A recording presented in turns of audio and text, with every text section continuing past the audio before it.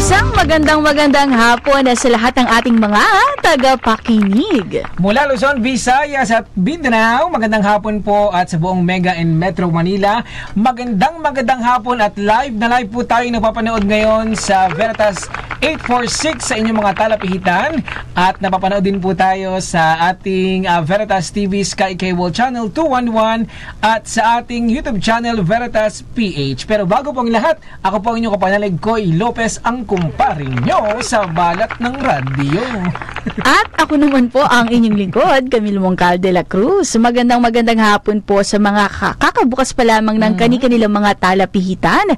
At naway samahan niyo po kami ngayong hapon mula alas 3 hanggang alas 4 po ngayon. Ayan na, isang oras lang po yun mga kapanalig, kaya naman po walang maglilipat at patuloy pong nakatutok sa programa po ng radyo o sa mga programa po ng Radyo Veritas 846, ang radyo ng simbahan. At kami po excited na pong makilala nyo po ang ating special guest ngayong hapon dahil siya po isang certified kapanalig din at talaga namang mabilis malapitan pag may mga kailangan po tayo pagdating sa pagbibigay ng spiritual talk, lalo na po sa ating mga kapanalig, listeners and benefactors dito sa ating kapanalig community. Talagang kilalang na siya, pare ko, ng ating mga kapanalig, lalong-lalo na ang mga uma-attend ng Kapanalig Day. At syempre para umpisahan ang ating programa, simulan po muna natin ito sa isang panalangin. Sa ngalan ng Ama, ng Anak at ng Espiritu Santo. Amen. Ama naming mapagmahal, maraming salamat sa iyong walang kapantay na pagmamahal sa amin. Naway gabayan niyo po ang bawat isa sa amin at gawing instrumento upang maibahagi sa kapwa ang bawat salita mo. At naway patuloy niyong pagpalain ang bawat isa. At Panginoon, itinataas din namin ang mga nakikinig na may karamdaman, naway patuloy niyo silang bigyan ng pag-asa at pagalingin. Ibahagi naman natin ang Bible verse ngayong hapon mula sa Colossians chapter 3 verse 2. Set your minds on things that are above, not on things that are on earth. Sa ngalan ng Ama, ng Anak at ng Espiritu Santo. Amen. Amen. Kapanalig Hour. At ito na nga, pare Koy, kamusta ka naman?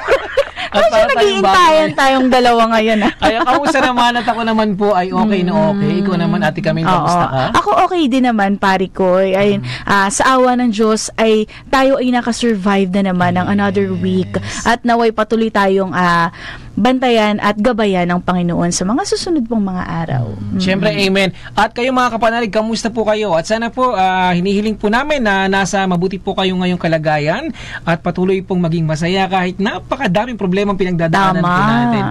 At sa mga kapanalig po na nais pong magpabate na may mga kaarawan or mga gustong pabati sa mga kasamaan sa parokya, mari po kayong mag-text sa ating text line 0918-837-4827. Ulitin ko po, nahirapan ka kapanalig. So, 0918-837-4827. Yan po ang ating text line. Mari din po kayong palitan or makipagtalakayan sa ating, makisali sa ating talakayan. Yes. Yun ang mabuti. Dahil ang ating topic ngayon, pare Koy, ay bukasyon bilang pare. Ayan, may clue na mga kapanalig kung sino ang ating kakwentuhan ngayong hapon. Pero bago yan, tatanungin ko muna ang aking partner kung ano nga ba ang iyong merienda ngayong hapon, pare Koy. Nako, ang masarap na merienda ngayong hapon mga kapanalig ay hot cake. Wow, hot may cake. Margarine at kaunting asukal. Pwede rin damihan para matamis na matamis. Para diabetes agad. Hindi, biro lang. Candidate. Okay, bawas-bawas lang. Pero masarap ang hotcake. Tama. Sa akin, sige, para medyo malapit-lapit, para nasa family pa rin ang cake. Sa akin, Japanese cake. Wow, hindi nagpatalo. Yun yung yung tawag dito, yung parang medyo makapal maliit, siya. pero mabigat. Parang ang Mabigat sa timba. Parang paano nung tingin mo? Ay, Ano sorry, sabi mo sorry. bigat? Hindi, biro lang. Okay mga kapanalig, ano po ba ang masarap na merienda ngayong hapon? Sana po samahan niyo po ito ng mainit na kape or maligamgam kung bawal po sa inyo ang kape. Oo, at habang nagmimerienda po kayo, samahan niyo po kami ngayong hapon. At balita ko ay may bagong sorpresa ang ating kapanalig community. Yes, may papanood po kami ngayon sa inyo mga kapanalig. Bagong material po ito. Ito po kung paano po ba maging kapanalig member. Ang gumawa na po kami ng video para at least meron po kayo mapanood sa ating programa dito sa Kapanalig R. Okay, ready na po ba para i-play po natin? Ayan, okay na daw. Kapanalig Hour. Kapanalig, sali na sa Kapanalig Media Community ng Radio Veritas 846. Narito kami para ibigay sa inyo ang detalye kung paano maging kaisa ng listening, learning, and loving Kapanalig Radio Community. Narito ang 4 na easy step kung paano maging isang Kapanalig member. Number 1, maaaring mag-text sa mga sumusunod na numero 0917-621-1902 or 0998-588-3660. Number 2, maaaring mag-send ng detalye sa Facebook Messenger or Facebook chat sa ating Facebook page Kapanalig Community. Number 3, maaari kayong tumawag sa mobile number na 0917-621-1902 or sa telephone number na 8925-7931, local 128-119-124-125, 116-140 at 141. At tanging kapanalig coordinator lamang ang hanapin. At pang-apat, maaaring personal na magsalya sa himpilan ng Radio Veritas. Ang mga detalye na kailangang i-send ay ang inyong pangunahing impormasyon. Tulad na complete name, contact number, birthday, complete address at ang inyong baptismal day. Huwag din kalimutang magbigay ng inyong picture para sa Kapanalig Member ID. At bilang isang Kapanalig member, mayroon tayong yearly pledge of support upang masuportahan ang himpilan ng Radio Veritas Foundation upang tuloy-tuloy ang pag-e-air ng ating mga programa sa radyo. Para makapagbigay ng suporta sa ating himpilan, maaari kayong mag-transfer o mag-deposito sa ating bank account. Account name DZRV Radio Veritas Foundation Incorporated. At magpa-pledge on bills, mismong staff ng Radio Veritas ang magpupunta sa inyong tahanan. Kapag kayo ay nakapagbigay na ng inyong pledge of support, may mga benefits kayo na makukuha na exclusives lamang para sa ating mga Kapanalig members. Ilan lamang ito sa mga sumusunod. Monthly freebie gifts mula sa ating sponsors, blessing from bishops and birthday greetings through call and text at live on air. Mag-receive din po kayo ng text blasting, Bible verses at inspirational messages. May chance rin kayong manalo sa ating exclusive biyayang Kapanalig raffle na mapapakinggan sa ating mga programs. Makiisa sa ating monthly gathering na Kapanalig Day event na ginaganap tuwing unang Sabado ng buwan o first Saturday of the month. Ginaganap ito tuwing 9 ng umaga hanggang 11 ng umaga sa Veritas Chapel, 162 West Avenue, Corner EDSA, Quezon City. Dinadaluhan ng mga pari mula sa iba't ibang parokya ang Kapanalig Day upang magbigay ng inspirational talk at spiritual formation. Makinig sa ating Kapanalig Car program on air every Saturday 3 p.m. to 4 p.m.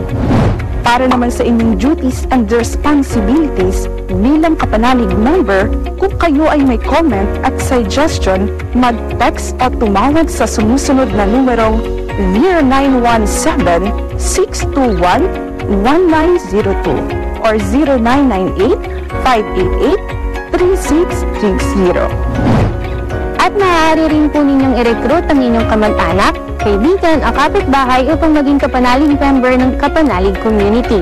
Sa bawat 3 tao na inyong marirecruit ay makakatanggap kayo ng exciting freebies.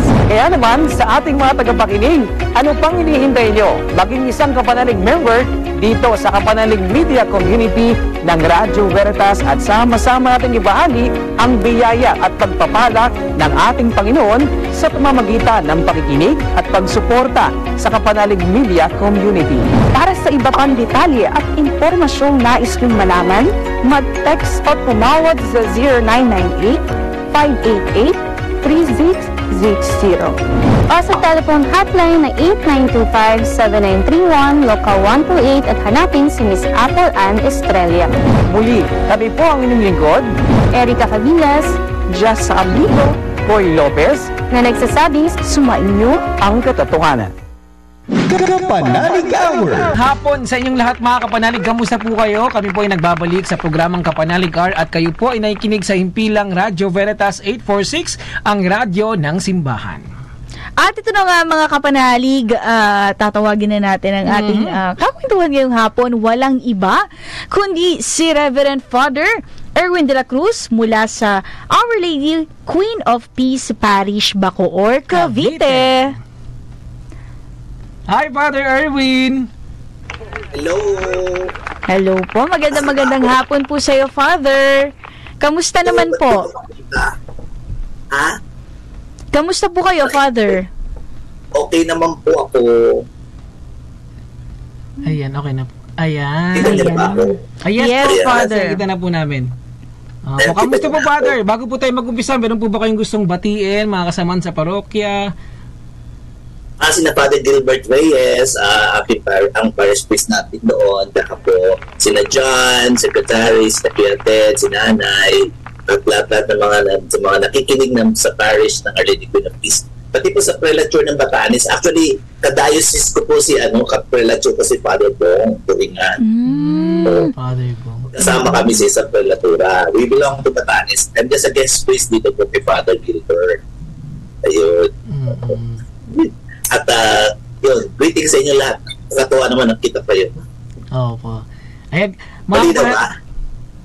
Pad, hello po. Yes, Father? Malinaw naman. Yes Malinaw. po, Father. Malinaw na malinaw. Ayan mga kapanalig, kami po excited na Father na makausap kang ngayong hapon at makilala kung ano nga ba ang proseso bilang isang pare, kung paano nga ba maging isang pare. Pero Father Erwin, paano nga ba nagsimula bilang pare ang isang Reverend Father Erwin?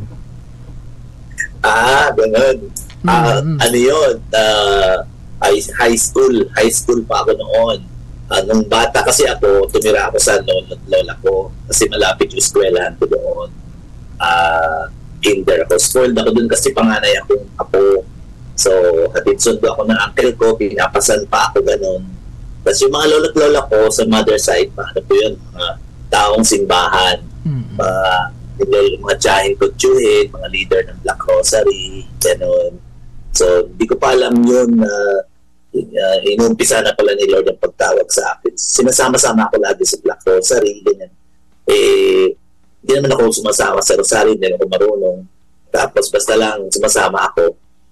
Tapos pagka dumating na yung oras na si Mama Mary pagpapaalam na yung pamilya, ikakantahin na yung paalam inang biren, ganun kasi ningning ng buwan. Kabisado ko pa yun. Kasi pag kinanta na yun, alam ko na, pagkataas ng kainan na. Kakain na. Kaya ayun. So, nag-aaral ako sa Catholic School sa Tondo. At ako po ay tawag dito, pag nagsisimba ako doon, lagi akong attracted sa isang imahe ng santo na si Santa Teresita del Lisieux. Hindi ko alam kung sino siya, pero lagi ako lumuluhod sa harap niya. Hindi ko alam siya pala ang patron ng misyon.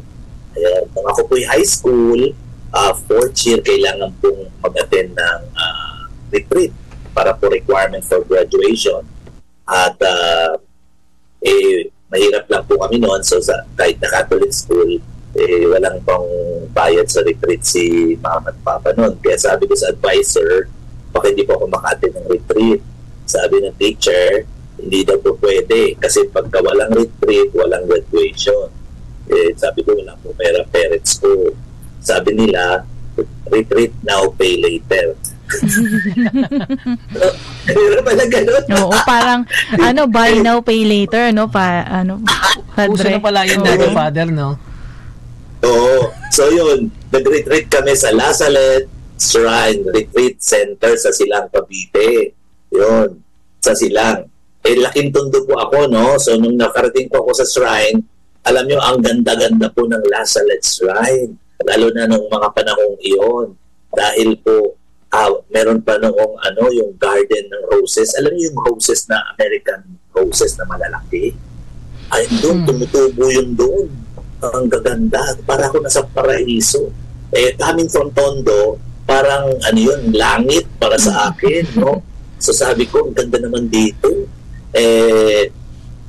Tapos po, nung sinundo po ako ng nanay ko, kasi mag-entrance exam ako sa UST for college.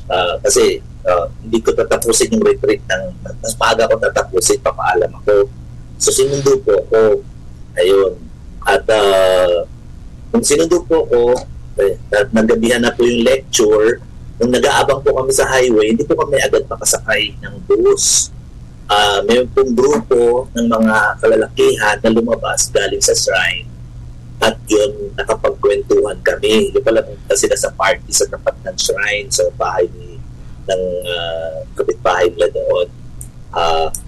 Tapos yung pala, mga grupo yun ng pari at mga seminarista. Nakilala ko po si Father Uti Malilin, pumanaw na po siya, at yung seminarista na isa, si Brother Rolly. Ako po ay sa madalit sabi, di po kami nakasakay. So bumalik kami sa shrine para matulog po ng nanay. Umaga na lang umalis. Dito naman pong si Brother Rolly, yung seminarista, ay pumunta po at para kwentuhan po ko ng aparisyon ng Mahal na Birhen ng La Salette, na hindi ko naman po naiintindihan ng mga panahon yun.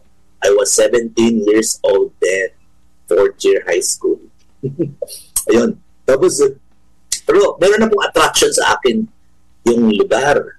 Actually, pagka meron po nagre-recruit sa amin sa school from San Carlos Seminary para magbigay ng vocation campaign, tinatanong, sino magpapare? Hindi ako nagtataas ng kamay kahit na parang gusto ko magsabi yes. Kasi alam ko, natatawanan ako ng mga kaklase ko. Kasi alam nila magulo ako sa klase, maingay. So, hindi sila maniniwala. Magpapare ako. Kaya, sinisikreto ko yun. Hanggang sa nung nagpunta ako sa shrine, nakilala ko nga ang mga La Salette Seminarians brothers. Yun. Walang tigil na, pati yung pinasa ako sa vocation director, si Father Aikla Puebla, MS, La Salette. Kasi po, ang kumontak sa akin, sumulat, sinusap din ang magulang ko, hanggang sa, tinanong ako ng nanay ko kung si Papa kasi ayaw ko pagparihin. Panganay po kasi ako. Sabi ng nanay ko, gusto mo ba pumasok doon? Sabi ko ba, gusto ko doon kasi ang ganda-ganda doon. Actually, yung first attraction ko sa priesthood was the place, yung lugar ng La Salette, yun, sa Silang. So, sabi ko, gusto ko doon, ma. Sabi niya, sige, kung gusto mo, di ganun.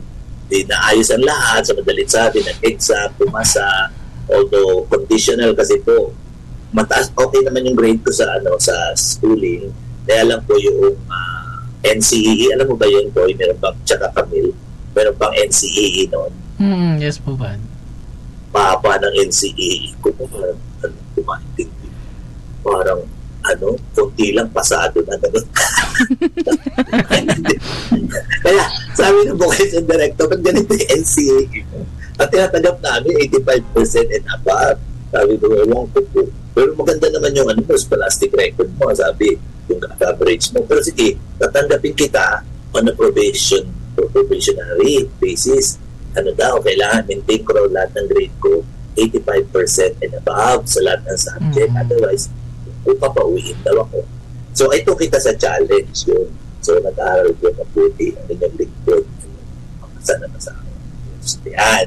So, nung una ko pumapasok, kala ko sa Silang ako papasok. Alam nyo, pinurify ni Lord yung aking intention.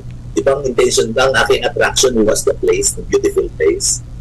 Alam nyo pala, ang first year at second year college ng La Salette, that time, 1981, was in Santiago, Isabela. Oh. Ang Santiago, Isabela, pantrangko lang po ang bus doon. Alam nyo na yung bus na walang aircon. Oh. Tapos yung daanan, yung bukas lahat yung side, bukas lahat yung gilid. Oo. Yung gano'n, hindi isa lang ang pintuan. Gano'n. yung mga konduktor palipat-lipat ng para kumuha ng ticket. Ang hirap nun. Tapos ako lang mag-isa, first time kong umalis sa bahay namin. Kaya umiyak ako nun umalis. Natid ako ng nanay ko. Hindi ko na maalala kung natid ako ng tatay ko. Kasi ayaw niya nga rin. Hanggang sa yun nga, dating ko doon, umiyak ako sa Lasalet, sa Santiago, Isabela. Kasi hindi yun ang ina-expect ko na lugar. Yung magandang parang paraiso sa Silang ay napaka-dry doon. Natulad pang view. Kung talagang papauwi na talaga ako noon. Pero hindi naman nangyari yun dahil po nagtatingan na po yung mga seminarista at yung mga pare Lasalet, na mga director namin, napakabait po nila. Although, nahirapan ako sa simula kasi ako lang po ang Ilocano speaking doon sa Isabela. Ayun. So yun ang simula ng lahat. At naging ordained ko kung Lasalet priest. Tapos kaya lang, ako po ay after a while, nung nag-ministry na ako, naramdaman ko po na may panibagong pagtawag sa akin sa diocesan life sa Perlaturan ng Batanes ko. Through the late Bishop Camilo Gregorio. Napakabait po. No? So yun po, ang story. Naku, talaga namang napaka-interesting ng kwento ni Father Erwin. Medyo puputulin lamang po natin ng ilang sandali dahil sa mga nagtatanong po ng mga kapanalig kung paano nga ba maging bahagi ng ating kapanalig community. Paano nga ba sila magiging isang kapanalig member, Pare Koy? Naku, napakadali lang po niyan mga kapanalig. Pero bago pong lahat, sa pagbabalik po yan ng ating programa.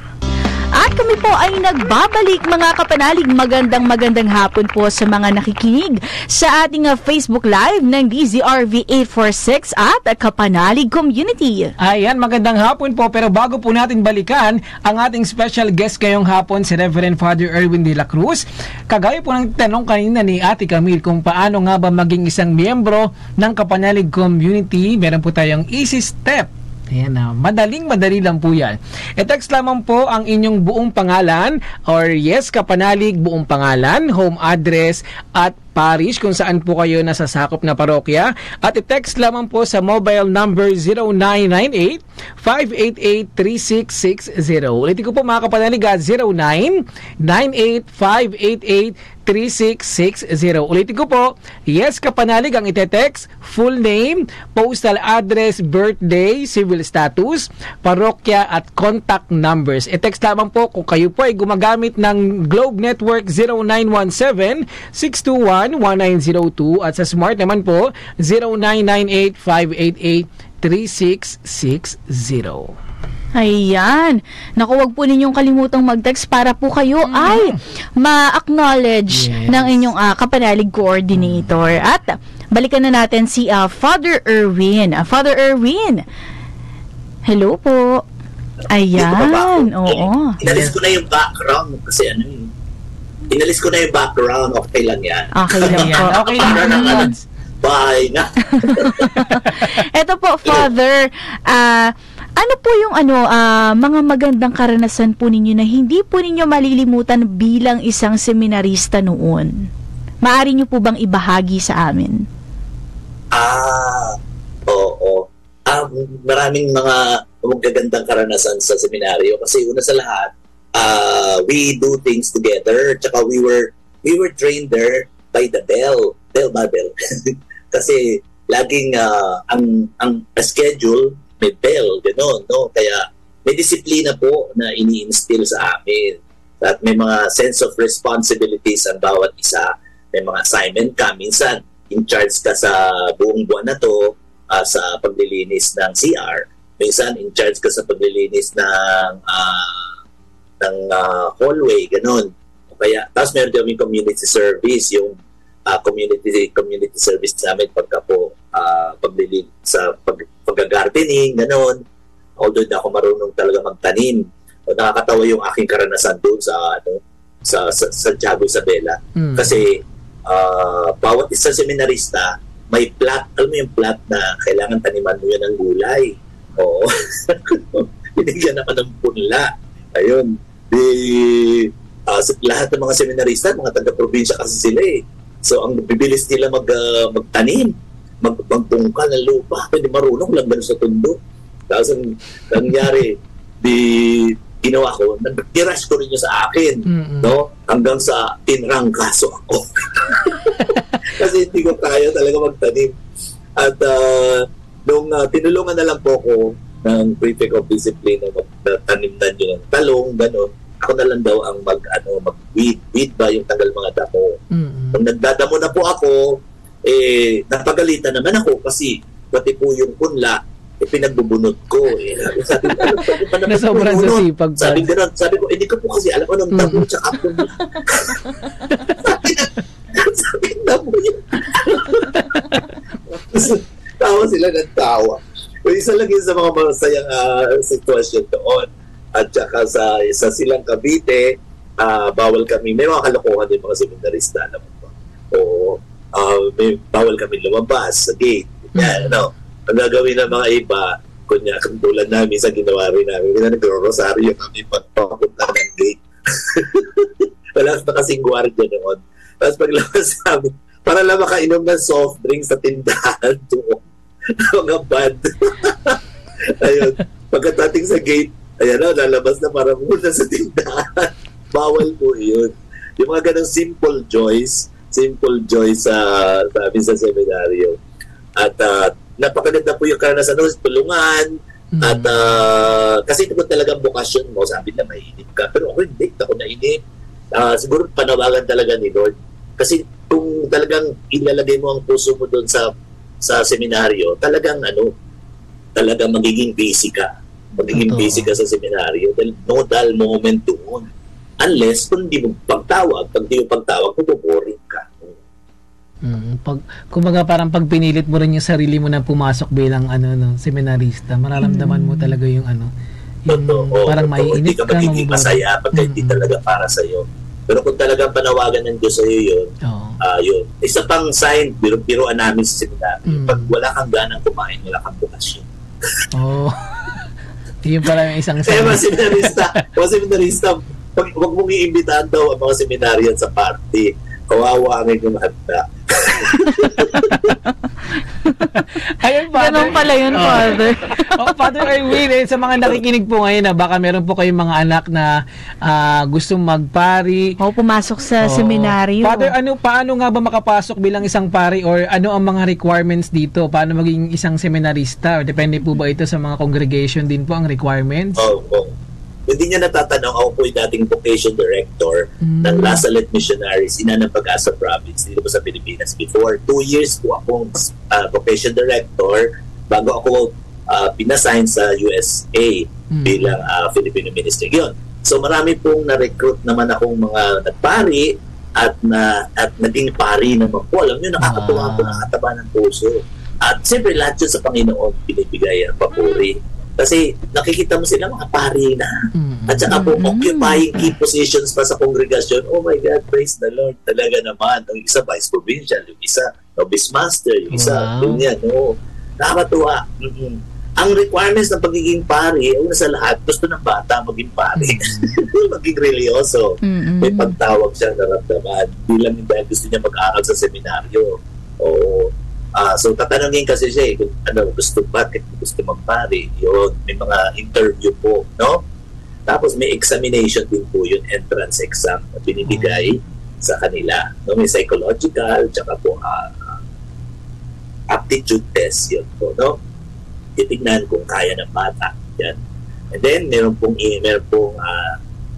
kakausapin din po yung magulang. Kasi po may mga magulang na hindi rin naintindihan ano ba yung pagpapari. Kasi sabi nila, bakit ka magpapari, anak? Ang gwapo-gwapo mo. Ba't parang tingin nila sa pari, puro pangit. Oo nga, may mga kakilala ko na ganyan, Father. Anak, hindi dadamin lahing nating mga pogi na pagaganda. So, tama na rin. Bakit ka magpapari, anak? Tali-talino mo. Hindi naman palagay sa mga pari, mga bobo. Hindi naman po pwedeng magpumasa kami pag hindi kami maayos sa pag-aaral, no? Kasi may maintain ang grade. Kung hindi mo na ayos talaga yung grade mo sa loob ng seminaryo, i-advise ka mag-leave ka muna, baka hindi ka para doon. Pati rin po yung health mo, no? pag hindi maganda ang health mo, baka i-advise ka mag-leave muna for a time. Kaya si Cardinal Sin, ang yumaong ang kabunyan, Jaime Cardinal Sin, na muntik na rin po siyang hindi matuloy kasi sickly si Cardinal. Alam niyo yung storya na, no? Yung andun yung imahe ni Miraculous Medal doon sa Edsa's Shrine. Yun yung pinaglagyan ni Cardinal Sin ng sulat na sana pagalingin siya. Oo, sa hika yata yun, yung sakit. Sabi ni Bishop Sok nung ikon niya kasi ako sa Edsa's Shrine. Ayun. At yun nga, dininig ni Mama Mary ang sagot ng hiling niya. Kaya naging pari at obispo si Cardinal Sin. Siya pong nag-ordain po sa akin, by the way. Siya nag-ordain sa akin. Ay, wow. Opo. So, yun po. So, may requirements po. Maganda ang grade ng bata. Tsaka po, may entrance exam. Tapos may interview. Yun po. Tapos at dapat po, ready po makikooperate din ng parents, no? Kasi sa diocesan at saka din po sa religious, pag first year college hanggang fourth year college, meron pong tuition din po at saka board and lodging. Di po yun altogether libre. Yun. So, kaya minsan humingi ng tulong ng benefactors kung di kaya talaga. Pero normally, shoulder po talaga na family yun. Pagka religious life ka, after college, profess ka na, the community takes care of you. Pero pag diocesan ka po, lahat po yun, may tuition at saka board and lodging. Pero minimal naman po yung tulad sa labas. Talaga namang Father, no, and Pare Koy, hindi rin talaga basta-basta. Hindi basta gusto mo lang na pumasok sa seminary o maging isang seminarista ay talagang in just one click. Marami talaga siyang proseso. Kaya dapat maging mahusay din sa academics. At syempre, yun nga, sinabi ni Father na dapat willing ang bata na pumasok bilang isang pari. Hindi yung pinilit ng magulang na pumasok ka, i-try mo, no? Kasi yun nga, sabi nga ni Father na mararamdaman nung bata pag pumasok mabuboring talaga. Tsaka sa mga magulang, kung talagang nakikita niyo naman yung willingness and yung eagerness ng bata na gusto niya talagang pumasok sa seminaryo, pagpigilan. Kumbaga suportahan naman, 'di ba? Ito, Father, meron na po bang pangyayari sa inyong buhay noon na kamuntik nang hindi matuloy ang bukasyon bilang isang pari? Yun. Pari na ako noon. Nagtampo-tampo ako sa community, sa superior. Kasi kailangan talaga meron ka rin close rapport sa iyong superior. May mga pangyayari sa buhay na may ganun-gano, na mga misunderstanding, ganyan-ganyan. Yun, nag-leave po ako. Yun po simula na ako yung mag-transfer sa diocese, no? ng Pretor ng Batanes, no? Tawag dito, bumalik po ako sa Amerika. Maganda po ako. Medyo kakwento ko na sa inyo. Nag-leave ako sa ministry noon. Pari na ako, nagtrabaho ko sa labas. Tapos trabaho ko sa hotel. Humbling experience yung trabaho ko. Tapos gusto ko na lumabas noon. Tsaka I ended up sa airline din, reservation agent. Kaya meron ako sa mga call center. Kaya ko yan. Tapos natanggap din ako as flight attendant. Did you believe? Wow. Siyempre naman, Father. Sa American Transair. Hindi lang ako tumuloy sa training sa US. So, ayan. Kaya, ayun. Nung nalaman ni Bishop Sok, mag-ordain siyang bishop, no? Ewan ko paano niya ako na-trace. Natawagan niya ako. Sa Amerika. Ang ginagawa ko dyan. Sabi niya, tatrabaho saan? Tigil mo yan. Sabi, so, okay. Bumalik ka. Ito. Iniimbitahan mo ba ako sa ordination mo as bishop? Kaya nga pinababalik kita. Bumalik ka. Hinto mo na lahat yan. Sabi, gano'n. Pinagalitan ako. Kaya agad-agad, huminto ako. Kasi masunurin ako sa kanya. At yun na po, instrumental po si Bishop Sok sa akin talaga. Sa aking priestly formation. At yun, kapatid ako na ordination niya. And then later on, dito na lang po ako sa Pilipinas noon. Tumulong-tulong sa mga parokya sa Maynila, sa Santa Rosa, Laguna, ganun. Habang nakalip po ako sa community. And then kalaunan, na-process po yung aking eventual na paglipat sa Perlantura ng Batanes. Pero mahal ko pa rin po ang Lasalet. Lagi po ako nandun pag may mga okasyon. Yun ang mahalaga doon, Pads, no? Opo, hindi, tsaka wala po ako sinisisi wala po ako sinisisi sa pag-alis ko po sa community ko. Ang aking pong spiritualidad ay nandun pa rin po nakatatak ang Lasalle spirituality. Kasi po, once a Lasalle, always a Lasalle. Tsaka Marian spirituality. So, ayan. Father Erwin, no, sa kabila po ng mga karanasan bilang pagpapari, ayun yung tanong nga namin, meron na bang pangyari sa iyong buhay noon na kamuntik na hindi matuloy? Father, may tatanong po kami, no? Ano ang iyong mensahe naman po sa lahat ng mga nais magpari at magtuloy sa kanilang bukasyon ng walang pag-aalinlangan at sa kanilang mga magulang po? Ayun. Ang aking maisasabi sa kanila ay huwag kayong panghinaan ng loob, no? Kumbaga, kung pakiramdam nyo, tinatawag kayo ng Panginoon, sabi nga, harden not your hearts. Huwag niyong tigasan ang inyong puso, no? Pagkus, tugunan ninyo ang panawagan ng Panginoon ng buong pagsunod, no? At kababaang loob. Sapagkat di naman po talaga tayo karapat-dapat talaga sa pagtawag ng Diyos, no? Tayo'y nakikiisa sa kanyang inasok. Nakikisa tayo sa kanyang panawagan po, no? At ito isang pribilehiyo na matawag po ng Panginoon sa paglilingkod dito sa ministeryo sa ating simbahan bilang pari o relihiyoso at relihiyosa. Ayan po. Sa suportahan po rin ng mga magulang, no? Ang kanilang mga anak sa bukasyon ito na talaga namang hira po, no? Pero many are called but few are chosen, sabi nga po, no? So we pray for the Lord of the harvest that He may send good laborers into His vineyard. Ngayon. Amen. Tuloy-tuloy lamang po mga kapanalig ang ating kwentuhan kasama si Reverend Father Erwin de la Cruz.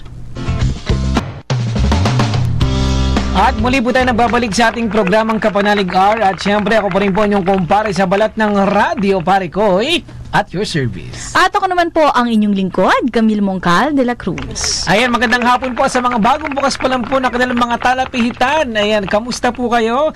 At sana po nasa mabuti ka ngayong kalagayan. Mga kapanalig, bago po natin balikan ang ating special guest ngayong hapon, si Reverend Father Erwin de la Cruz. Meron lang po kaming announcement para sa ating mga kapanalig na nais magbigay ng pledge of support ngayong buwan ng September. No? Mga kapanalig, sa mga magbibigay po ng pledge of support na 846, kayo po ay makakatanggap ng prayer pillow. Meron po tayong San Roque, Our Lady of Veritas, at Saint Benedict and Divine Mercy. Ito po yung mga kapanalig na magbibigay po ng pledge of support na 846. Ayun, nabisaya na tayo. At siyempre naman po sa mga kapanalig naman po na magbibigay naman po ng pledge of support na 1,000 pesos, kayo po ay makareceive ng image ng Saint Benedict Holy Cross. Ang size po nito ay 8.5 inches. At kung kayo naman po kapanalig ay magbibigay po ng 1,100 para sa ating pledge of support, kayo po ay makakatanggap ng Saint Benedict image po na Holy Cross. Ang sukat naman po nito ay 14.5 inches at meron po kayong additional freebies na rosary bracelet. Ayan. Lahat po ng malilikom po na lahat po ng malilikom na pledge of support ay mapupunta po sa ating Radio Veritas Foundation. Ako naman, ang daming mga freebie items na talagang kaabang-abang. At take note mga kapanalig, ito po ay from August 26 to September 15. 16 na ngayon, pare ko. Paano yan? Mag-extend tayo, no? Kasama yan. Oo. Ayun naman pala. Kaya no, sa mga kapanalig po na nais po magbigay ng tulong sa ating foundation, maaari lang po makipag-ugnayan or mag-text sa mobile number 0998-588-3660. Ulitin ko po mga kapanalig, 0998-588-3660. At kung kayo po ay nakapag-deposito na po at nakalimutan niyo pong mag-update, yun po, pa-text po sa amin na kayo po ay nagbigay po ng pledge of support sa ating foundation na Radio Veritas Foundation. At pari ko, dumako naman tayo sa ating mga Facebook viewers and listeners sa ating Facebook Live. Oo. Unahin ko na tong mga nakikinig sa DZRV 846. Magandang hapon po. Kay Sister Magdalena Martin, happy listening daw po. Sa iyo, brother brother and sister. Ayan, at syempre kay Kapanalig Kaligay Reyes, Brother Norberto Capule, magandang hapon sa'yo. And kay Kapanalig Dang Pantalyon. Ayan, at magandang hapon din po. Dito naman tayo tumutok sa ating Facebook page sa Kapanalig Community. Ito naman ang ating mga kapanalig na nakatutok. Congratulations. Magandang hapon po kay Brother Warren Gumangan, kay Sister Amor Mantele. Ayan, sabi niya magandang hapon. Ayan, maliwanag po, Padre. Yan sabi ni Brother Warren. At magandang hapon din kay Brother Arnel S. Biolago. Yan, siya po ang ating guest last Saturday. Kung kayo po hindi po nakaantabay last Saturday, maaari niyo po yung mapanood sa ating YouTube channel, Kapanalig Community. Magandang hapon din po kay Kapanalig Jimmy Ika Pestrano, kay Amor Matulak. Magandang hapon po sa inyong lahat, at batiin din natin ang saglitan natin itong mga kapanalig na nag-text naman sa ating text line from 3198. Good PM Brother Parikoy, Sister Camille, mapagpalang hapon na sa mabuting kalusugan kayo lahat sa Veritas. Maraming salamat. Esther M. Salandanan from Caloocan City. Magandang hapon po, Sister Esther. At ito naman from 1334, Good PM Sister Camille. Ayan, Father, invite nyo rin po Father si Parik. Baka gusto po magpari. Oo nga naman. Sabi ko, bakit ko binasa? Pero ano yan, nakapanalig ano ba, na-pressure ako na. Kapag para sa'yo. Pag para sa akin, ayan. Para kay Koy. Malay mo naman si Father Erwin na pala yung magbibigay sa akin ng pagkakataon. At speaking of magbigay daan, bigyang daan natin at nabatiin ang ating mga kapanalig na nagdiriwang ng kanilang kaarawan sa araw na ito. Happy birthday po sa lahat ng ating mga kapanalig, at naway makatanggap po kayo ng biyaya na siksik, liglig at umaapaw. Mga kapanalig, sana po maging happy po kayo dahil special day nyo po ito. At batiin din natin, Parikoy, ang mga nagdiriwang ng kanilang anniversary ngayong araw na ito. May mga wedding po dyan, magandang hapon po. Happy anniversary sa inyong lahat, mga kapanalig. At eto na nga, balikan na po natin ang ating special guest ngayong hapon, Reverend Father Erwin de la Cruz, bago magtapos ang ating programa. Hi, Father! Hello. Nagbabrowse ako ng mga nag-greet. Sa atin, sa parokya, si Susan Dongalio, si BFF ko yun. Magandang hapon po. Kuya Frodani Datu from Los Angeles, California, nakano siya tune in. Wow. Tsaka si Kuya Hugo from Macau po, nakikinig din. At saka po si Dr. Ruel Mamorno, at saka si Dr. Ana Cabral. Nasa surgery si Dr. Ruel, operating room, pero naka-turn on ang radyo niya. Sabi ko, kinig ka na lang, baka muli ang maiiwa mo. Eto po. Father, ang aming huling katanungan po, ano po ang nais niyong iwang marka o alaala bilang isang matagal ng pari at isang tagapaglingkod ng Panginoon? Ang gusto kong iwang marka sa buhay pagpapari ay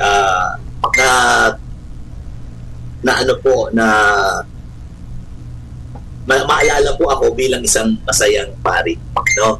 At ang pagpapari po ay isang napakasaya pong bukasyon. Yan. Kasi po minsan po ang tingin nila sa mga pari suplado, stricto, di ba? Kaya pagka, di ba, maingay ang mga bata, sasabihin, umiiyak ganyan, ano? So sabihin ng mga nanay, huwag ka na maingay, magagalit si Father. Hindi naman namin kilala yung mga tao. Biglang sasabihin, magagalit si Father. Parang tingin nila, masungit ang pari, kaya matakot kayo sa pari. Isip nila, ay hindi po ganun ang pari. Ang pari po ay alagad ng Diyos, imahe ng Panginoon, kinatawan ng Panginoon dito sa lupa. No? Makasalanan man po kami, pero kami po ay nagsisikap na tumugon sa panawagan ng Panginoon para maging kanyang alagad at instrumento ng kanyang daluyan, ng kanyang biyaya. No? Binabati ko rin po si Brother Ferdy Estrada, siya po ay kursilista, president po ng Cursilio Movement sa Kabuyaw po sa Servants of God Cursilio. Yun po ang ibig kong magandang maalala, isang marka, pagiging joyful priest. The priesthood is a joyful vocation. Yes. Amen. Father, meron ka po bang mensahe naman po para sa ating mga kapanalig members and listeners dito sa Radio Veritas? Oo nga, pati si ate, nagkikinig, Mantela, si ate Amor Mantele po. Oo, Mantele, at saka yung kapatid mo, sigurado, magkasama naman yun eh. Binabati ko po kay lahat. Ang mga kapanalig nating members po ay binabati ko po sa lahat po panig ng Pilipinas at buong mundo, saan po kayo naroon, ay taos puso po ang aking pagbati sa inyo. Special po kayo sa puso ko, lalo po na-meet ko na po kayo marami ng beses. Salamat kina Koy, kina Camille at saka kina Erica sa kanilang palagi ang pag-anyaya. Sa malaking pribilehiyo po para sa akin ang makapanayan kayo lagi at makadaupang malan. Nawa patuloy niyo pong suportahan ang kapanalig program po natin ng Veritas 846 ang radyo ng katotohanan. No, maraming salamat po kay Reverend Father Erwin de la Cruz sa kanyang napakagandang kwento sa atin. And live via Zoom from Our Lady Queen of Peace, Parish Bacoor, Cavite. Father, maraming salamat po sa pagbibigay po ng panahon at oras sa amin, lalo na po sa programa po ng Kapanalig R. At syempre sa ating mga kapanalig na nanonood at nakasubaybay po sa ating mga talapihitan ngayong hapon. At mga kapanalig, isa na naman pong programa. Isang makabuluhang hapon. Sa mga kapanalig po dyan na meron pong mga anak, mga kaibigan or mga kakilala na nagsasakris or mga sakrisan, mga nais maging pari, baka kayo rin po ang rason o kayo po ang maging sign sa kanila na ma-push din po and ma-remind na baka gusto mong mag-isang pari. Ikaw talaga yung tinapit ko, Camille. Bakit ako? Gusto mong mag-mother pero hindi na pwede. Kaya sa mga kapanalig po natin, sa mga nais po magpari, pumasok sa seminaryo, ayan, siguraduhin po natin na ito po ay talagang calling natin. Tama. Subukan din natin, malay mo naman talaga, maging kalinya or maging kahanay niyo po si Father Erwin, isa sa pinakamasayang pari din na nakilala ko dito sa Veritas po. Basta lagi lang tatandaan kung ano ang para sa'yo, it will find a way. Kumbaga, kahit nasaan ka pa ngayon, kung ano man ang sitwasyon mo ngayon, kapag para sa'yo ang isang bagay, kapag ito ay ibinigay sa'yo ng Panginoon, talagang mahahanap mo ito at makakapunta ka sa lugar na iyon. At syempre, mahalin mo rin dyan. Tama. Mga bagay-bagay na. At mga kapanalig, sa mga gusto pong balikan ng programa po ng last Saturday, hindi po napanood yung guest, kagaya po ng sinabi ko, maaari niyo po itong mapanood sa ating social media or YouTube channel, Kapanalig Community. At nais ko rin pong batiyan ang ating mga kapanalig coordinators na nakatutok po sa ating programang Kapanalig R, and especially sa ating kapanalig head, Ma'am Apolan Estrella. Magandang hapon. At eto na nga, matatapos naman po at kaunti na lang matatapos na naman po ang ating programa. At Father Erwin, maraming salamat po sa pagbibigay ng pagbabahagi ng inyong kwentong buhay pari, bukasyon bilang pari. Yan po yung pinag-usapan natin mga kapanalig ngayong hapon. Kaya sana po marami po tayong natutunan at samahan niyo po kami next Saturday sa programa. At mga kapanalig, malapit na po ang ating first anniversary ng programang Kapanalig R. Abangan niyo po ating mga sorpresa mga kapanalig. At announcement lang po next month, October 7, 2023, Saturday, ito po ang ating Kapanalig Day. Ito po first Saturday of the month, pero Saturday na po ito. Tama po yung sinabi ko. First Saturday of the month kasi dati nga po first Monday of the month. Nahilo na naman si Koy sa pagbibigay ng announcement. Dahil tayo ay may bago na ngayon, first Saturday. Ayan na, live po yan Pwede po kayong mag-walk-in. Sana po makarating po kayo dito sa station. And ang oras po nito, alas 9 ng umaga hanggang alas 11 ng umaga. Kaya naman sama-sama po tayo sa October 7, 2023, araw po yan ng Sabado. At ito na nga, pare Koy, magtatapos sa ating programa. Maraming salamat po sa pagsama po sa amin ngayong hapon. At salamat din po sa ating mga kasama ngayong hapon from PA and Technical Department. Salamat po sa inyo.